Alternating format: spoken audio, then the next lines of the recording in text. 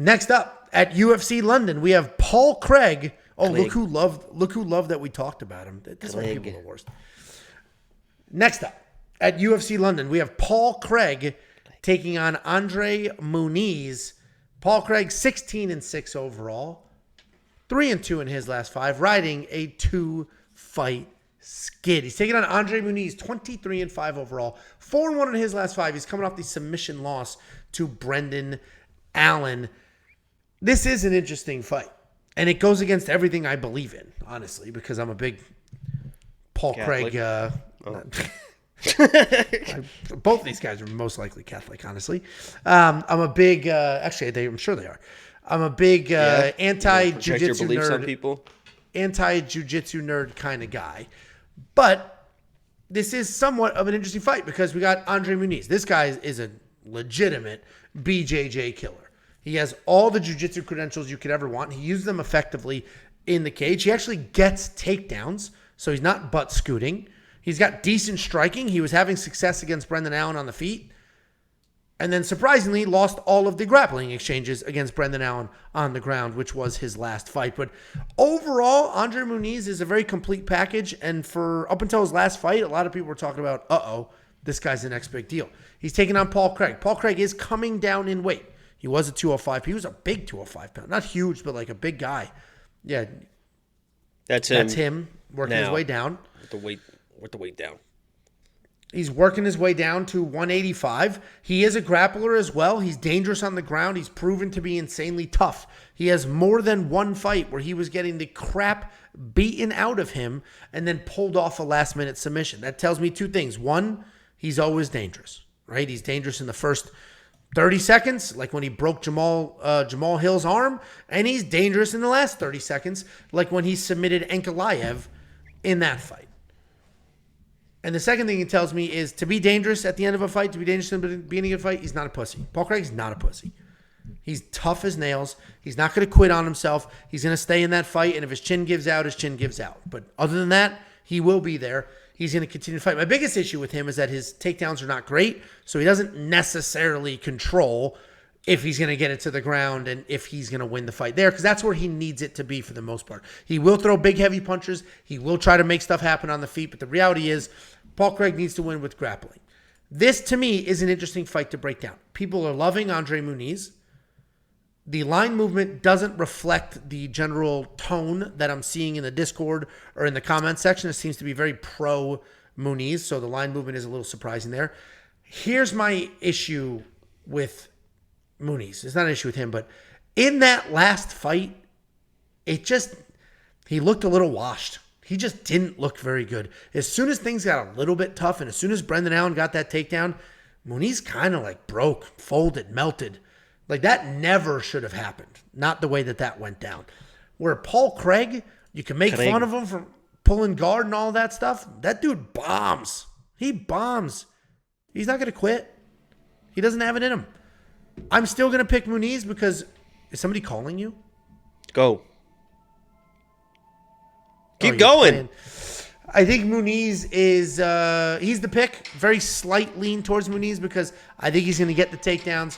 I think he can control that aspect of all this, and that's going to be the difference. Jakey boy, have at it.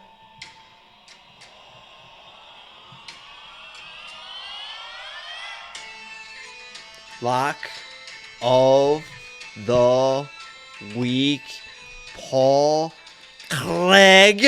And I'm telling you right now, I changed my mind completely because I had Andre Muniz when I broke down this fight, and I thought, of course Andre Muniz is going to win this fight. He's the better striker. He can withstand the grappling. Of course he's going to come in and win. Hey, and even Paul Craig coming down from 205, how is he going to look coming in? He's probably going to look absolutely awful on the scale on Friday, but how is he going to react late in his career coming down, trying to reinvent himself? And then I thought about it. And I thought about it, and then I've always made this comparison. I told you the same thing. Paul Craig is just basically a 205-pound Ryan Hall. And you guys know how I feel about Ryan the fucking Wizard Hall. And then I thought, you know what? If this was Ryan Hall on this card, would I be picking against him? Would I be betting against him? Fuck No, I wouldn't be fucking betting against fucking Ryan Hall. So what am I going to do against the 205-pound Ryan Hall? I got to stick with my guys and pick Paul Clegg as my lock of the week. I believe in my mind that this fight will go to the ground. I don't think Andre Muniz is scared of Paul Clegg, and that is going to be a big mistake. And also, I believe that Andre Muniz is going to want to get a submission back. He was just embarrassed by getting submitted by Brendan Allen. Brendan Allen's a very high-level guy, but Andre Muniz was supposed to be the high-level jiu-jitsu guy in that matchup. He is going to come in. He is going to want a submission win against Paul Clegg to get that win back and to get that loss off his record, and he is going to run into absolute trouble against Paul Clegg in this fight. He is going to get submitted. It is lock of the week. And let's not forget, too, because I agree, Paul Clegg doesn't have very good takedowns. So what was he doing against Johnny Walker?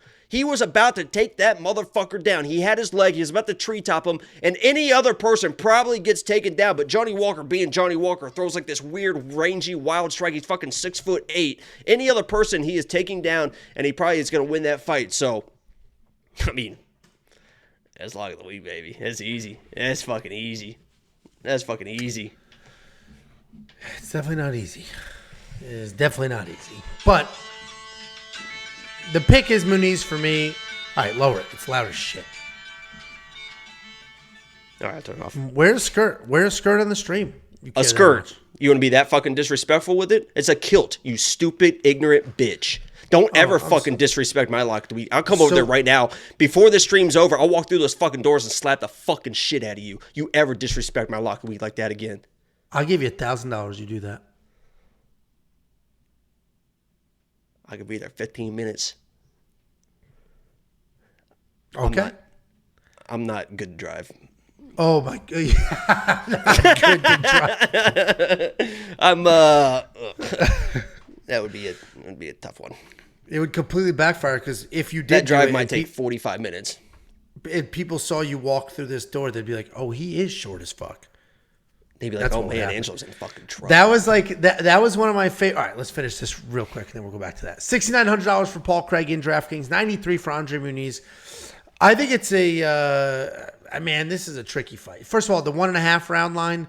Great round line. The over is the easiest play, at least in my opinion. But then it got juiced. It took off. A lot of people hit that because I think Paul Clegg is tough enough to because I don't think Andre Muniz is going to submit him, at least not early. And Andre Muniz does have hands, but does he have one punch knockout power over Paul Clegg? I don't know. Maybe that 85-pound weight cut potentially, but $6,900 in DraftKings, not for a cash game, certainly for a GPP tournament or something like that. If you want to see our full rankings, we rank every single salary group, every single fighter. We give you breakdowns of all of them to say how you should use them, where you should use them, who you should fade, and all of that for DraftKings specifically.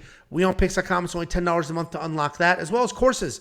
If you don't know what DraftKings Fantasy is, you see these numbers, you go, what the hell is that? I promise you, it is a ton of fun to play DraftKings Fantasy, and you can walk through a whole course, understand all the terminology, even take a nice little test at the end. WeOwnPicks.com, only $10 a month. No, this is still the same breakdown.